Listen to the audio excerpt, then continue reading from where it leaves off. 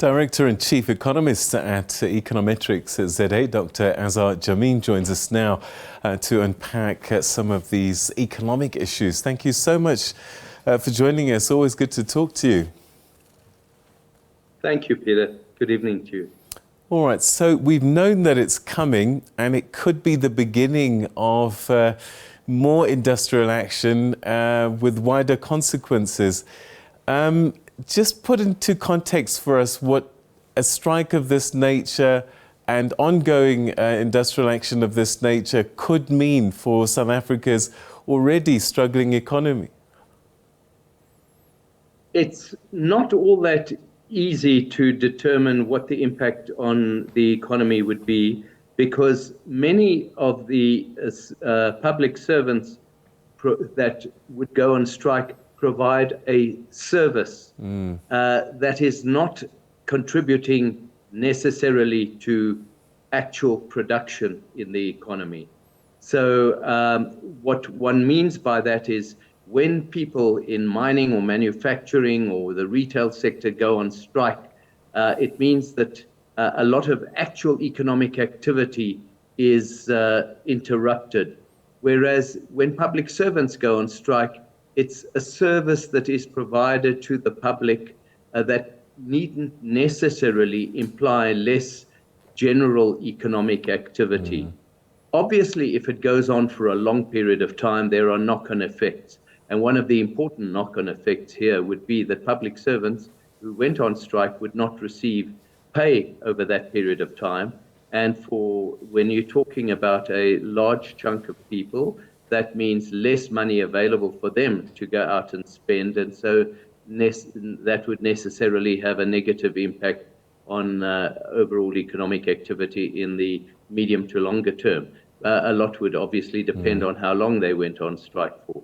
But the public servants will not have as direct an impact on economic growth as a strike that would be in mining or manufacturing or electricity or whatever the case may be. Well, I suppose what we can measure is the books of the finance minister, because he has to find this money from somewhere, and that somewhere is us, the taxpayer, isn't it? And I just wonder if he's got enough. Well, right now in the very short term, ironically, he does have enough to, if he really wanted to just diffuse this crisis right now. The problem is that the moment that he agrees to, say, a 10% pay hike, the higher salaries of public servants then get built into budgets for future years. He can't give them a 10% pay hike now on the assumption that next year there'll be no pay increase whatsoever. He has to then work on the assumption that next year there'll be another big demand for inflation-related increases. So government expenditure then takes a one-step leap upwards, from which base it has to then project further increases going forward. And that then becomes unaffordable, given that the present situation, why he could possibly afford it in the short term, is because the price of coal has risen so dramatically. And so our coal mines are making huge profits and having to pay a lot of tax. But we cannot rely on that to continue. And if he were to actually accede to these pay hikes right now, then it would disrupt his budgets for the next few years.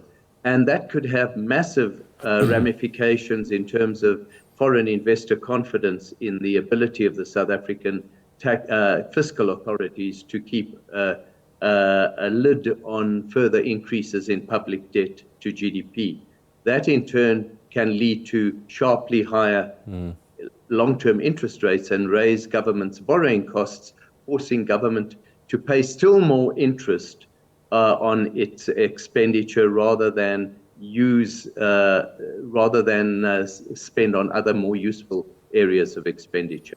It's been a problem that's been with us for a decade, but the risk would be of exacerbating that problem further. There's this talk that we have a public service that's already bloated, that it's been growing at a level that's unsustainable going forward.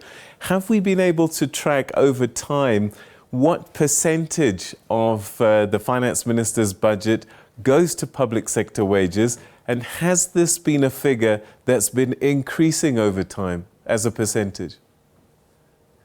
It did indeed increase over time about a decade ago, when the government at the time was running a budget surplus in 2008-09. We then had a global financial crisis, and it decided at the time that you had a new regime coming into office under President Zuma, and it seemed the appropriate thing to do to get out of our recession was to employ a lot more public servants and pay them handsomely, and in this way they would have more money to spend and we would get out of recession.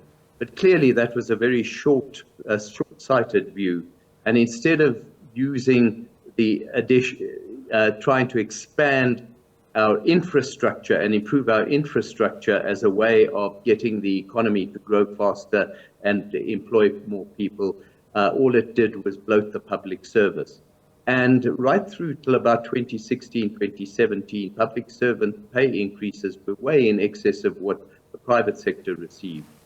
And it was only with the ascent of President Ramaphosa to the presidency that attempts started being made by the National Treasury, that was itself rejigged, to try and pull back on this excessively accommodative remuneration. We do know that the figure is around 35-36% of total government spending is on public sector remuneration. But one also needs to distinguish, there are public servants and public servants. There are some public servants that are absolutely critical when you're looking at teachers, nurses, policemen, and the like. But the other side of it is where the problem has really risen in terms of employing more and more bureaucrats. And that is where there has been a sense of a lot of excess money having been spent with relatively little return, and in fact a lot of accusations of increasing incompetence, and that is actually impairing economic growth. If you were to advise the unions, what warnings would you give them? Because on the one hand, you can hear their cries, 3% against inflation of 6% plus. That means we're earning less and less. But when you look at the 5-year, 10-year horizon, what would you be warning them of if they pursue this 10% and higher if they can? The first thing that I would make clear to them is that they're actually in a privileged situation. Their ability to retain their jobs is far, far greater than those in the private sector whose jobs are on the line if the businesses that they work for actually go under. And we saw that very, very acutely during the COVID-19 lockdowns, where a lot of people, millions, lost their jobs in the private sector, but public servants retained their jobs. So to that extent, they're in a privileged situation. But I would also make it quite clear to them that if the government were not to hold the line on public sector expenditure, the risk would be that international investors would lose confidence even more than they have done in the outlook for the South African economy. The rand would collapse. Prices would start escalating far faster still than they have been doing. And public servants should appreciate that our 7.5% inflation rate right now is actually quite a bit less than the double-digit inflation that many, even advanced economies, are currently seeing. And that the danger is that that would lead to even more impoverishment in years to come. The government would become even less able to afford to employ them, and ultimately the government would be forced to downsize the size of the public service, and many of them could lose their jobs, let alone end up in a situation where they could not afford the new prices that would escalate so sharply. Dr. Azar Jammine, always good talking to you. Thank you so much indeed for joining us tonight. For sure.